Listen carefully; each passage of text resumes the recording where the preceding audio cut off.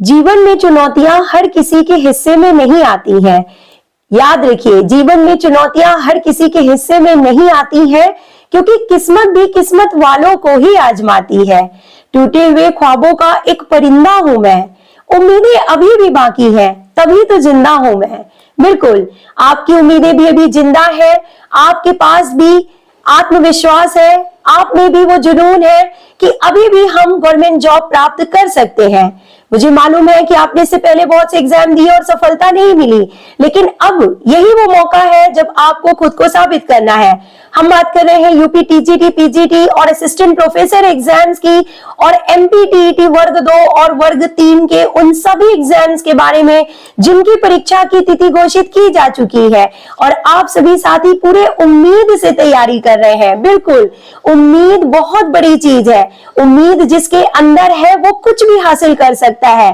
कहते हैं ना कि जीवन में चुनौतियां, दुख, दर्द, परेशानियां ये सब आते रहते हैं। ये तो जीवन का एक हिस्सा है, और इसी के साथ आती है उम्मीदें। कोई भी परेशानी इतनी बड़ी नहीं होती जो हमारी उम्मीदों को छोटा कर सके। और एक बात हमेशा याद रखिए कि आज रास्ता बना लिया है तो कल मंजिल भी मिल जाएगी, और उम्मीदों से भरी ये कोशिश एक ना एक दिन रंग जरूर लाएगी। तो मैं हूं आपकी होस्ट डॉक्टर सीमा तिवारी, और आज के इस वीडियो में हम डिस्कस करने वाले हैं एडमिट कार्ड्स के बारे में। हर किसी के मन में ये सवाल है कि 16 एवं 17 अप्रैल जो है वो बहुत नजदीक है। असिस्टेंट प्रोफेसर की जो डेट है वो बहुत नजदीक आ चुकी है, और अब एडमिट कार्ड कब आएंगे। तो बता दें आपको कि एडमिट कार्ड जो है इस मंथ के लास्ट में, यानी कि या तो मार्च मंथ के लास्ट में या फिर अप्रैल मंथ के फर्स्ट वीक में रिलीज कर दिए जाएंगे। दोस्तों, ऐसी पूरी उम्मीद है कि उत्तर प्रदेश शिक्षा सेवा चयन आयोग जो है कुछ दिन पहले ही सिर्फ जो है एडमिट कार्ड रिलीज करने जा रहा है, क्योंकि अगर बहुत पहले से एडमिट कार्ड रिलीज कर दिए जाते हैं तो जो परीक्षाएं होती हैं उनमें अनियमितता पाई गई है, इरेगुलरिटीज पाई गई है। कई परीक्षा सेंटरों में जो है तरह तरह की गड़बड़ी हो जाती है। आप समझ सकते हैं कि जो है किस तरह की गड़बड़ी की मैं बात कर रही हूं, कि बहुत पहले से एडमिट कार्ड पता चल जाने से, एग्जाम सेंटर पता चल जाने से, कुछ जो लोग होते हैं जो पढ़ाई नहीं कर पाते हैं या जो कुछ गलत तरीकों से जो है एग्जाम में पास होने की कोशिश करते हैं, और इसकी वजह से हमारे वो सभी साथी पीछे रह जाते हैं जो दिन रात मेहनत करते हैं, प्रयास करते हैं। बिल्कुल, क्योंकि जो नंबर ऑफ सीट्स होती है वो कम होती है हर एग्जाम में, और जो फॉर्म भरने वाले हैं, जो प्रयास करने वाले लोग हैं वो बहुत ज्यादा होते हैं। और इसी भीड़ के साथ, पढ़ने वालों की भीड़ के साथ साथ ही देखिए कुछ ऐसे लोगों की भीड़ भी होती है, आप सभी को पता है, जो लोग प्रयास कम करते हैं और गलत तरीकों से जो है एग्जाम पास करना चाहते हैं। तो इन सभी अनियमितताओं को दूर करने के लिए इस बार उत्तर प्रदेश शिक्षा सेवा चयन बोर्ड ने यह तय किया है कि वो एडमिट कार्ड जो है वो कुछ दिन पहले ही सिर्फ रिलीज करेगा। तो ये वीडियो आप सभी साथियों के लिए है जो कि बेसब्री से इंतजार कर रहे हैं एडमिट कार्ड का। मैं बता दूं कि बिल्कुल परेशान ना हो, एडमिट कार्ड तो आ ही जाएगा और रिलीज हो ही जाएगा, और परीक्षा का दिन भी आ ही जाएगा।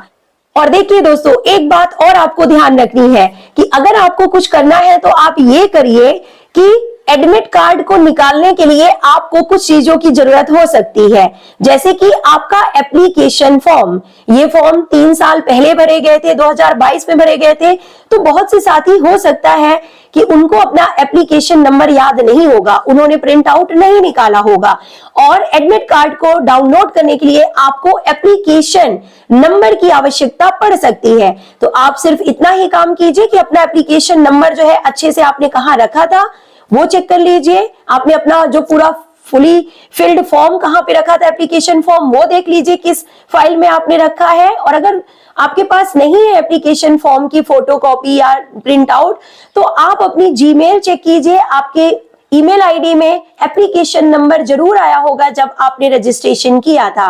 लेकिन साथ ही साथ आप सभी को यह भी देखना है कि आपकी तैयारी कितनी है। आप अपनी तैयारी को तेज कीजिए, आप अपनी टेंशन को मत बढ़ाइए, आप अपने दिमाग को इधर उधर मत लगाइए और जो है आप दिग्भ्रमित मत होइए और आप अपना पूरा कंसंट्रेशन सिर्फ और सिर्फ पढ़ाई में कीजिए।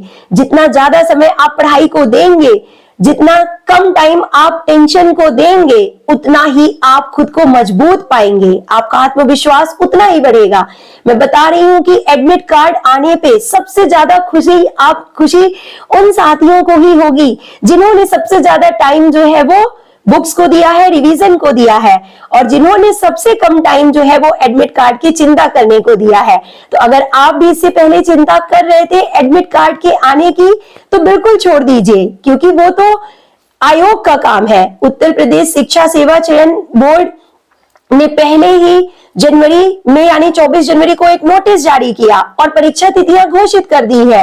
और मैं बता दूं आपको कि परीक्षा उसी तिथियों में होने जा रही है और बहुत ही जल्द होने जा रही है, यानी कि समय बहुत कम रह गया है आपके पास। तो ये आयोग का काम है, वो आप आयोग पे छोड़ दीजिए। जिस दिन एडमिट कार्ड आ जाएंगे और जिस दिन एग्जाम की तिथि आ जाएगी, उस दिन आयोग जो है एग्जाम ले भी लेगा। वो आपसे ये पूछने नहीं जाएगा कि आपकी तैयारी हुई या नहीं हुई, क्योंकि आयोग जो है आपको पहले ही मौका दे चुका है 3 साल का, और अभी भी आयोग ने आपको मौका दिया है। 2 महीने पहले, 3 महीने पहले आयोग ने डेट बता दी है।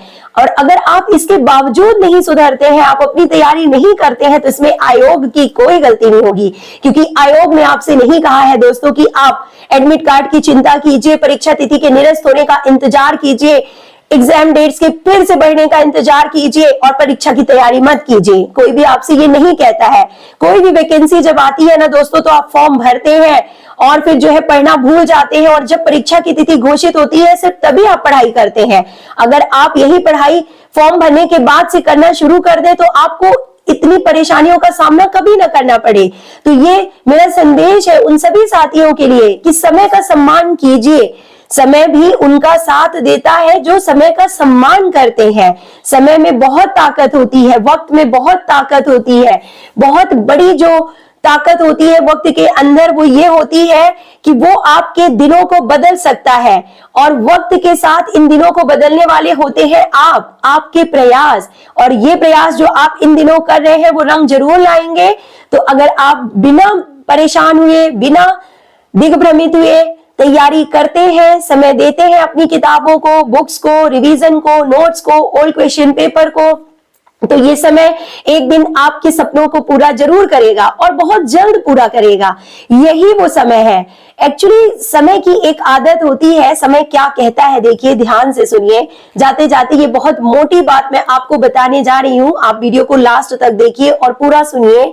समय कहता है कि तू करता वही है जो तू चाहता है, तू करता वही है जो तू चाहता है, पर होता वही है जो मैं चाहता हूं। इसलिए समय कहता है कि तू कर वही जो मैं चाहता हूं, फिर होगा वही जो तू चाहता है। बहुत ही गहरी लाइन्स है, इजीली समझ में नहीं आएंगी। समय कहता है कि तू करता वही है जो तू चाहता है, पर होता वही है जो मैं चाहता हूं। इसलिए तू कर वही जो मैं चाहता हूं, फिर होगा वही जो तू चाहता है। यानी समय बहुत बलवान होता है दोस्तों। समय रहते अगर आप प्रयास कर लेते हैं, तो समय जो है आपको जीवन में बहुत कुछ देता है। समय आपके जीवन में चमत्कार करता है। जिन इच्छाओं को पूरा करने के लिए आप प्रयास करते हैं, जिन इच्छाओं को पूरा करने के लिए आप समय देते हैं, एक दिन समय खुद ब खुद उन चीजों को आपके सामने लाके दे देता है। तो यही वो समय है जब आपको बिना चिंता किए, बिना परेशान हुए सिर्फ और सिर्फ एक चीज पे फोकस करना है, वो है पढ़ाई, प्रिपरेशन, बुक्स को दिया गया टाइम।